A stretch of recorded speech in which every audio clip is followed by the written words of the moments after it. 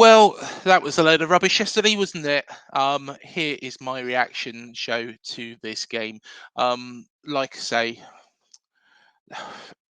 I just don't know where to start. I did actually record this directly after the game.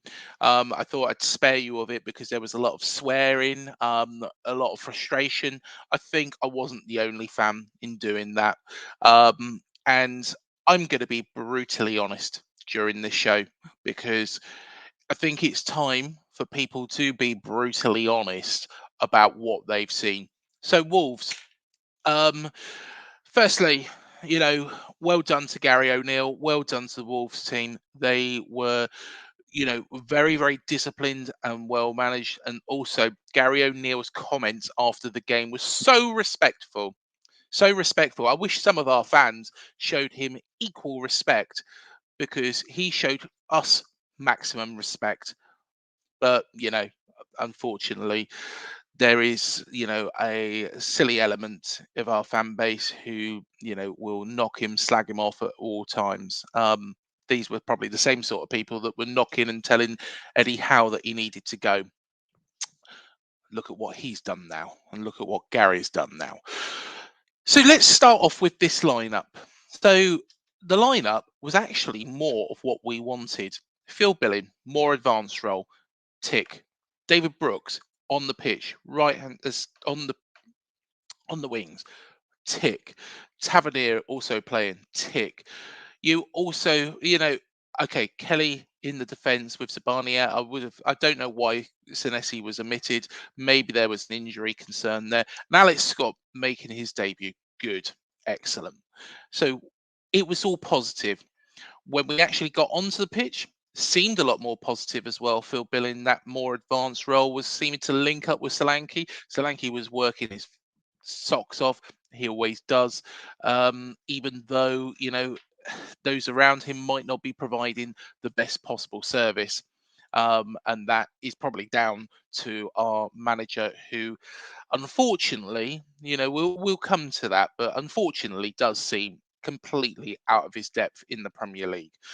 So we seemed to have a little bit more impetus about us, more style. We didn't seem to be this pass around the back until a little bit later. We'll come to that. But what we did do, is we conceded early on a fairly, a fairly avoidable situation with their Neto, where he actually hit the bar. To be honest, could have been closed down a lot earlier. Very good strike, but at the same time, a little bit disappointing. But we seem to be growing into the game without having full control. One thing I did think was, you know, Billing was excellent in that first half, especially. I think he was very, very good. I did think Lewis Cook was hustling and bustling, and Solanke looked a threat, and so it proved.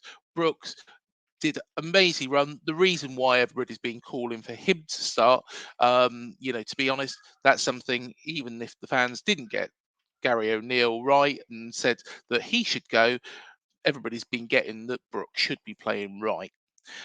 Brooks, fantastic layoff, and to Phil Bill, and then Solanke, of course, back of the net, excellent, nice little deft touch, and that really, sums up what Solanke can do. When he's put in that position with the right players, that sums up what we can do, and I'm really, really pleased that he got that goal, and going in at 1-0 up at half time, even though we didn't have full control of the game, and I felt that. I felt that we got what we deserved. We were slightly shading the game over Wolves. Excellent, good stuff. After half time, though, Gary O'Neill has changed a little bit of the formation of Wolves by the looks of things. Maybe some Wolves fans might be able to correct me on that. But I think it was literally all of 90 seconds this time. So a little bit longer than that. Well, I don't know what we should call it at Brighton. But still results in the same situation. Wolves just cut through the centre of our midfield. Remember, our midfield is meant to be one of our strong points. Cut through the centre of our midfield, and a well taken goal actually by Cunha. I did rate it. I thought he did a good job of finishing that off, but 1-1. Not the end of the world though, because at that point we've still got 40 minutes left to play. We can still get back in it, but of course it's a game that could go either way. It's probably aided when your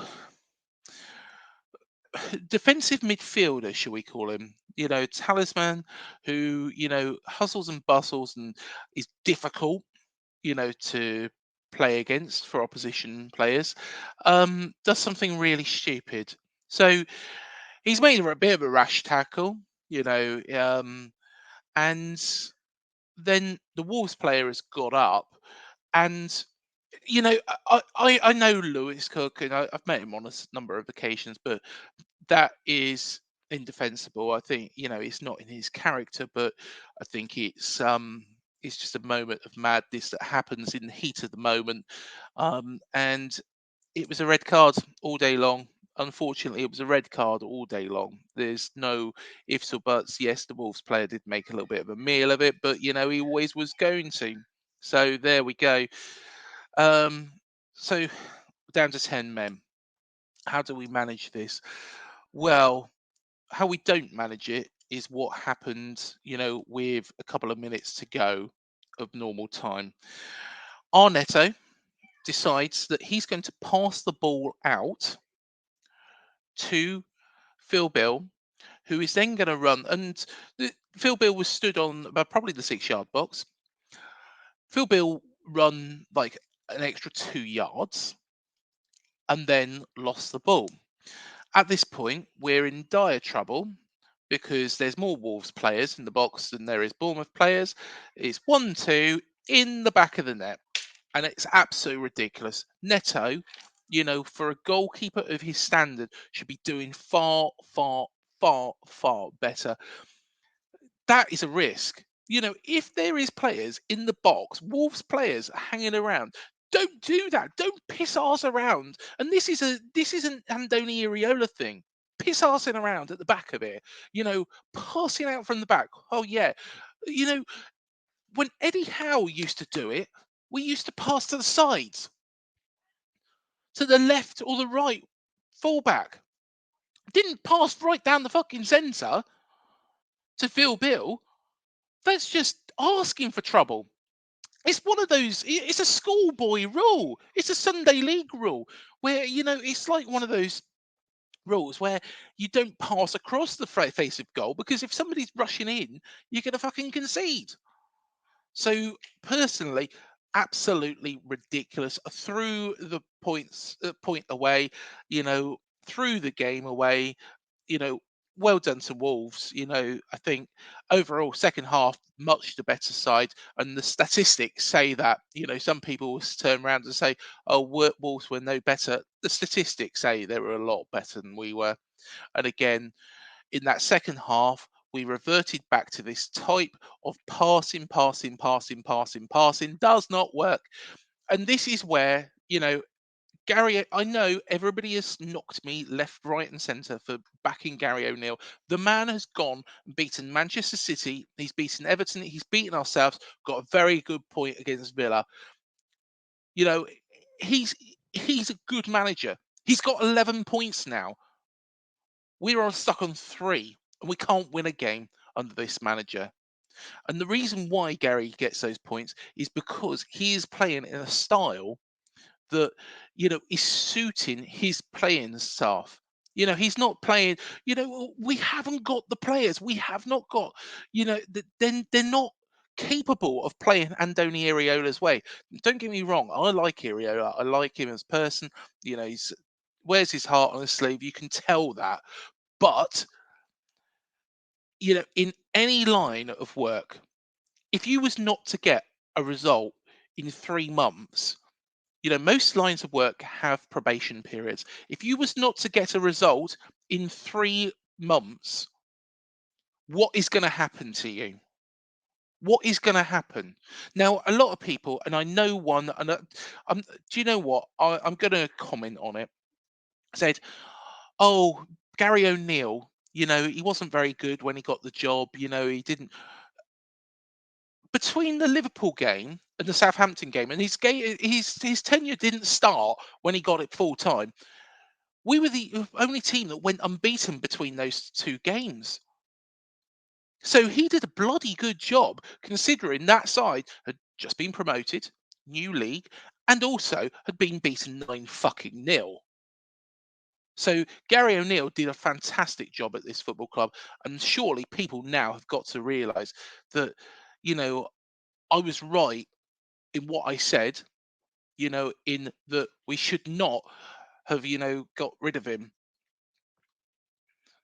Personally, that's my opinion, and I think that's where it should sit. We should not have got rid of Gary O'Neill now, considering, what we now know. I was all for it, and do you know what? I did make a video, and I'll admit, when Iraola was appointed, I thought, right, okay, I understand why Richard Hughes or Neil Blake or Bill Foley, whoever's made this decision, has made it. Because Iraola has done fantastically well with a Rayo Vallecano side who are probably the equivalent of Luton Town in Spain. What we do forget is that that Rayo Vallecano side had Radamel Falcao in their lineup. They also had a lot of quality players, and Spanish football plays that way. They play the passing style. Now, if every fucking team in the league is doing it like that, what's going to happen? You're going to have more time, and this is why I say he's not a bad coach. He's not a bad manager. I'm not going to come on here and slag Iraola off because I think he will do well wherever he goes, apart from a league like this. Look at Personally, I think Gary Neville, when he went over to Spain, I think he could have done a very good job as manager. But why he didn't was because he was trying to play the English way in Spain. Again, doesn't work. And sometimes the Spanish way in England does not work. Yes, you can make comparisons with Arsenal, but Arsenal have been playing that way for 25 fucking years. We've been playing this way for 3 months and we've realised we haven't got the players to do it. We also haven't got millions and millions and millions and millions and millions and millions and millions of pounds to actually fucking invest and change it all around and get a whole new squad, which might actually make it capable. You know, Bill Foley, is worth a lot of money, but he's not, well, and also you have to live within your means nowadays, as Man City and now Newcastle are finding. That kind of door has locked, even though Chelsea seem to, you know, do what they seem to do. But Iraola needs to be. I think we need to make a call, and I think before this Burnley game, I'm hoping and for his sake as well, that if this Sevilla job comes up, Iraola takes it with both hands. That would be the ideal scenario number one, because it'd be a shame. It'd be a shame because he's a good man. He does care. Has tried his best, but at this moment in time, his tenure is probably comparable to that of Paul Groves or Jimmy Quinn. No, well, probably not Jimmy's. You can have Jimmy, but um, you know, it's not good enough. Honestly, it is not good enough.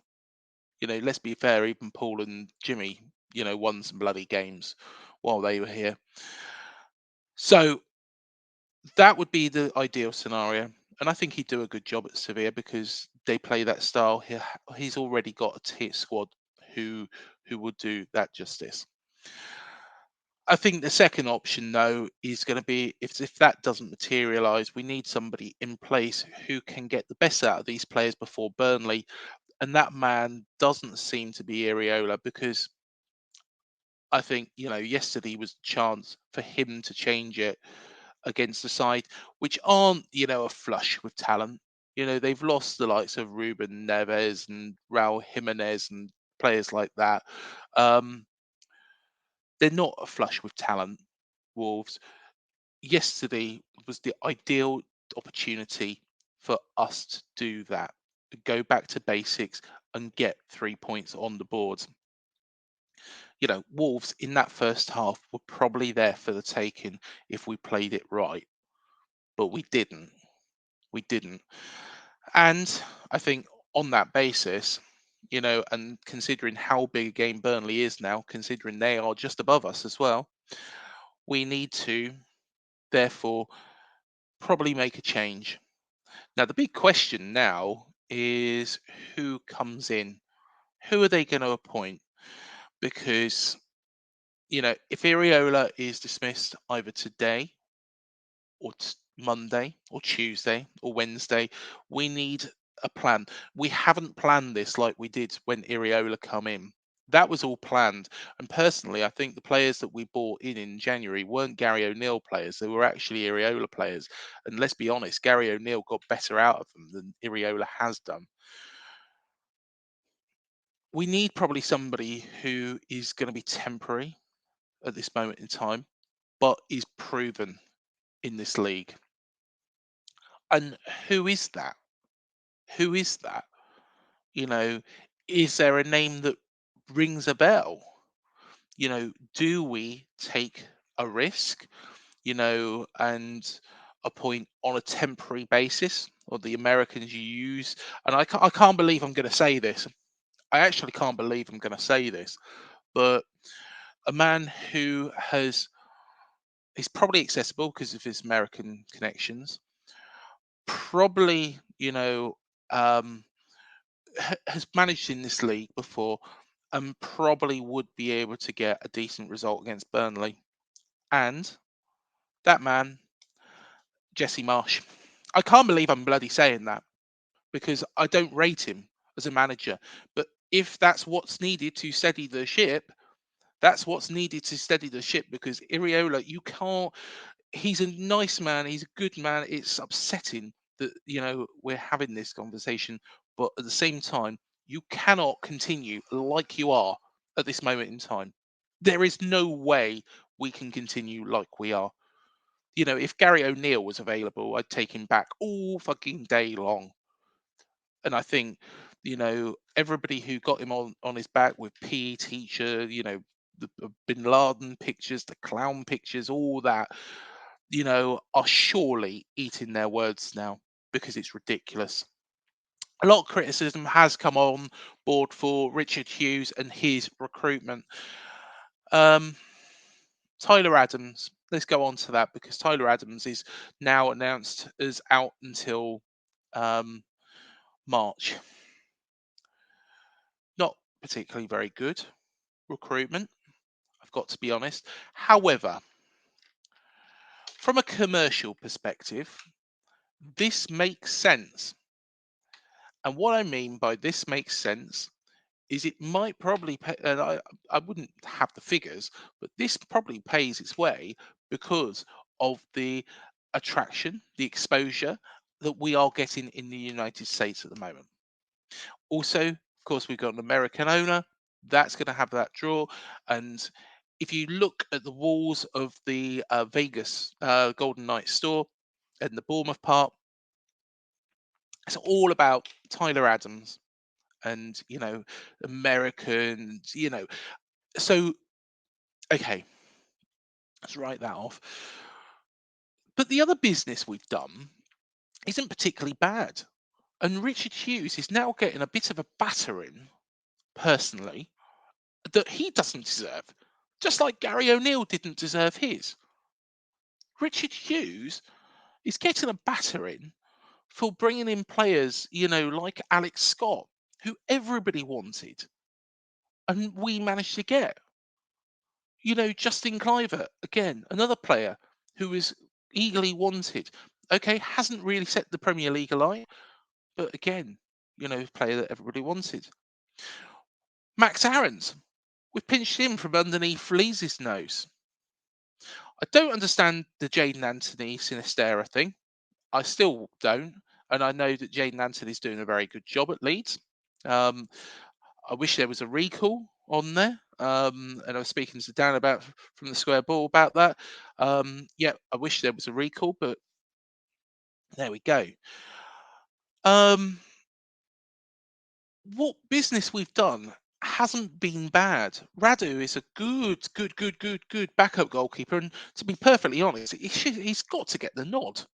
He's got to get the nod against Burnley because after Neto, you can't make fucking mistakes like that and not go without some ramifications because it shows that some players are irreplaceable. Lloyd Kelly, some of the things that he did yesterday, just thumped the ball out. And I've just thought, what is he actually doing? There's better options there. You know, we need to actually take it back to basics. We need a manager who will take it back to basics. And, if that is somebody like Jesse Marsh on the interim, I don't want him full time. Don't get me wrong. I don't want him full time, but somebody on the interim who can actually get it back to basics, fine, great, excellent. Passing out, if Neto's got the ball in goal, pass it out to Max Aarons. Pass it out to Kirkes. Don't pass it down the fucking middle to Phil Bill, who's then going to run 2 yards, trip over himself, and fucking concede. We're going to concede a goal. So let me know who you think that we should bring in. Unfortunately, Eddie isn't available. Unfortunately, Gary isn't available. Scott's available, but I don't think we really want him. To be honest, he might be rubbing his hands now because we'll have a bit more money to spend. There's lots of thoughts, that are going through my head of who maybe we should go for, but I'll save that for another day because honestly, I'm disappointed. I'm gutted. I don't think there's anything else really I can say about this match. Apart from, I was right with regards to Gary O'Neill. He is a good coach. I'm not going to back down from that. He is a good coach. He deserved more time here. The last 4 games, yeah, I think he took his foot off the pedal, unfortunately, but he's a good manager, deserves a lot more respect. He spoke about this football club respectfully. And a lot of people now will be saying that the pundits are right and we was wrong. And points make prizes. That is where it boils down to. We are wrong. The pundits are right. I was right about Gary O'Neill. I was wrong about Iraola, unfortunately. He's not being able to do it in the Premier League. Where do we go from here?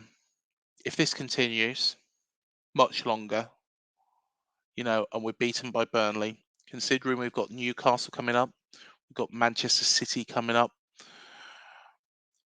I think trips to Portsmouth and Oxford probably will be on the agenda next season. We don't want that. We've got time to make a change now. And unfortunately, it's time for that change. Let us know what you think. If this is the last video before Iraola is dismissed, thank you, Iraola and Andoni, for everything. At the end of the day, don't hold it against you as a person. You've been honest. Your interviews have been refreshing, but at the same time, it's not worked because of the style and the players that we've got haven't got the ability to actually put into practice what you want. But wish you all the success in your future career, and I'm sure it will be successful. I think that's all there is to say. Until the next video, up the cherries. Let's hope for 3 points against Burnley. Come on.